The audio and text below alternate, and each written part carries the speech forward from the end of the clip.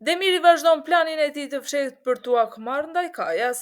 Ai nuk vepron vetëm, por nxit edhe vëllain e tij të afrohet me Zerinin, me qëllim që të krijojë një marrëdhënie me të dhe ta përdorë kundër tij. Vëllai i Demirit fillon të ndjek Zerinin, duke u paraqitur si mbështetje, ndërsa Zerin ndihet e hutuar dhe nuk e kupton motivin e vërtet. Kjo lojë e dy fishte e Demirit shton tensionin dhe përgatit terrenin për përplasje më të forta në episodet e ardhshme. Gjan e pyet Ailën nëse kishte dëgjuar gjithë bisedën e tij me Shahinin dhe nënën e tij. Aila pranon se i ka dëgjuar të gjitha dhe i thot se nëna e tij nuk po shkatron vetëm jetën e saj, por edhe jetën e të tjerëve. Këto fjalë prekin Gjanin, i cili i kërkon Ailës të mos flas keq për nënën e tij. Aila i kujton se ajo është edhe nëna e Denizit dhe se nuk meriton padrejtësitë që po i bëhen, duke krijuar një moment të fortë tensioni emocional dhe reflektimi për të dy. Gjani thot Nadimit se dyshon se brenda ekipit të tij mund të ketë spiun. Ai e njofton se do të jetë vetë përgjegjës për dorëzimin dhe kalimin e mallrave, duke marrë përsipër rrezikun kryesor. Nadim pranon planin dhe i thot Gjanit se do të mbajë përgjegjësi për ato që ndodhin. Pas kësaj, Gjani informon njerëzit e tij se vetëm ata që ishin në dhomë gjatë bisedës duhet të dinë vendodhjen dhe kohën e dorëzimit, duke mbajtur gjithçka të fshehtë dhe duke përgatitur terrenin për veprime të sakta dhe të sigurta. Aila zgjohet në mëngjes dhe mëson se Deniz ka shkuar me Sadakatin për gjuhë e tij. E tmerruar nga kjo, ajo niset menjëherë drejt tyre. Aty shes se Sadakat po tenton t'i jap çifte në dorë Denizit, duke i mësuar të gjuajë. Aila ndryn menjëherë dhe e ndalon, duke i kërkuar që kur të mos marrë nipin me vete pa lejen e saj. Sadakati përgjigjet me ashpërsi se nuk ka ndërmend të marrë leje prej saj për mënyrën se si do të arrisë Denizin dhe nëse nuk i pëlqen, mund të largohet. Aila i thot me vendosmëri se do të qëndrojë dhe nuk do të lejojë që Sadakat të ndërhyjë në rritjen e djalit. Ky moment tregon guxim dhe vendosmërinë e Ailës për të mbrojtur djalin e saj. Duke parë skenën, Gjani kërkon nënës së tij që të mos e marrë Denizin me vete në gjuhë e tij. Por Sadakati përgjigjet se nuk ka bërë asnjë gabim, duke kujtuar se edhe Gjanin e kishte marrë me vete në moshën e njëjtë dhe i kishte mësuar të përdorte armën.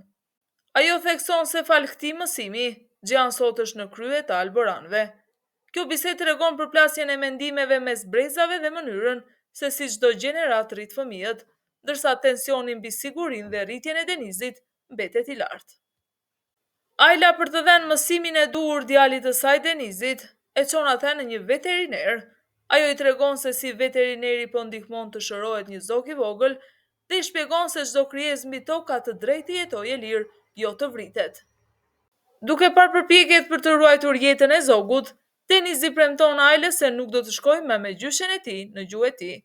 Ky moment tregon ndikimin e edukimit të kujdesshëm dhe dashurisë së Ailës për të mësuar të birin të respektojë jetën dhe të veprojë me përgjegjësi. Aila përballet me Gjanin dhe i thot se ai kishte premtuar se do ta edukonte Denizin, por nuk po i mban premtimet. Gjani përgjigjet se do të bëjë të pamundurën që Deniz të marrë edukimin e duhur, por Aila duhet të pranojë se djali i saj do të rritet në botën e tyre. Aila i kthen me vendosmëri se nuk do të lejojë kurrë që Denizi të bëhet si burrat e alboranëve. Gjani kërkon Ailës që ta njoftojë për çdo lëvizje të saj dhe ku shkon, përndryshe do të marrë masa të tjera. Aila i thot se nuk ka ndryshim nga nëna e tij dhe i quan mizore si ajo.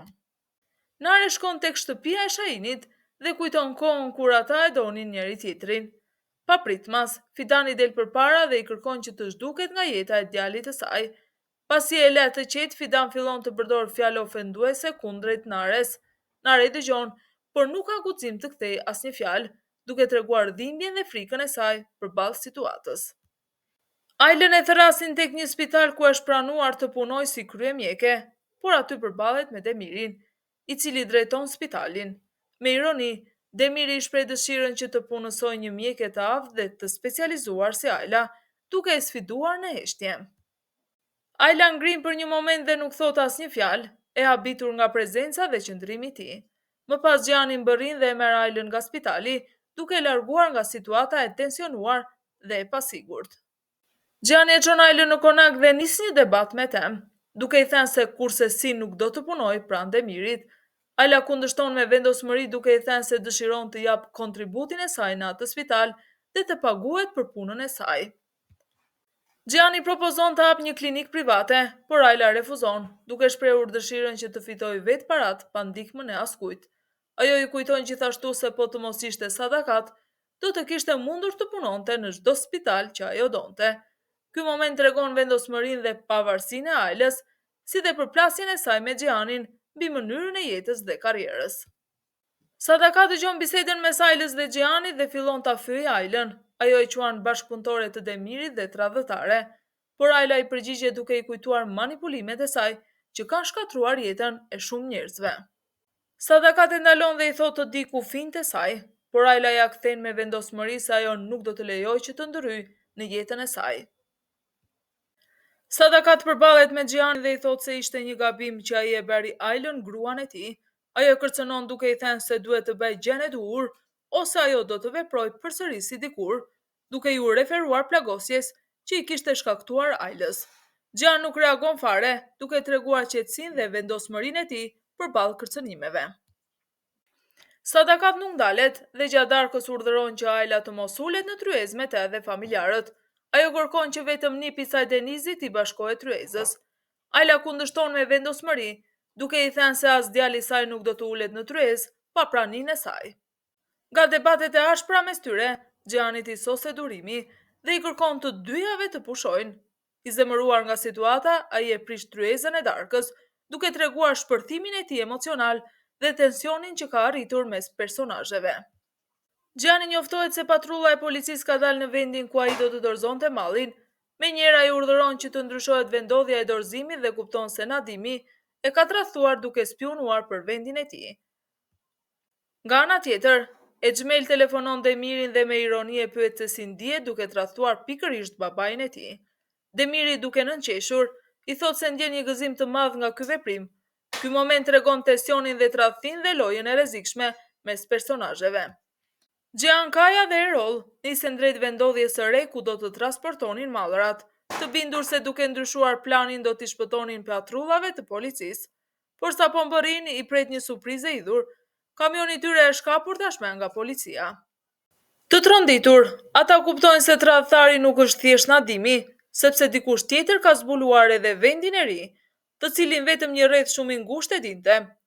Konfuzioni dhe dyshimet rriten, ndërsa të tre mbeten të ngurtë përballë faktit se dikush po e ndjek hap pas hapi dhe po çon çdo lëvizje policisë. Gian njofton Sadakatin se kamioni i tyre është ndaluar nga policia. Në vend që ta analizojë situatën, Sadakat shpërthen menjëherë dhe akuzon Ajlën, duke thënë me bindje se ishte pikërisht ajo që i kallzoi. Gian përpiqet ta qetësojë, duke i thënë se kjo nuk është e mundur, por Sadakat ngul këmbë. Ajo pretendon se natën e kaluar e pa Ajlën duke dëgjuar planin e tyre. Kjo ngre sërish tension në shtëpi, ndërsa Gian mbetet mes dyshimeve, i shqetësuar se dikush tjetër po vepron pas shpine dhe po përdor konfliktet familjare për t'i futur ata në kurth. Gian shkon i tërbuar për t'u përballur me Ajlën. Ai akuzon se i kallzoi në polici dhe e shkatroi gjithë biznesin e tij. Ajla e qetë por e vendosur e pranon menjëherë se ishte ajo që informoi policinë. Sipas saj, ishte vetmja gjë e drejtë që duhej bërë. Kjo e çmend akoma dhe më shumë Giannin, i cili kërkon të mbledh rrobat dhe të largohet nga konaku me avionin e parë, pasi ai nuk e fal tradhtin.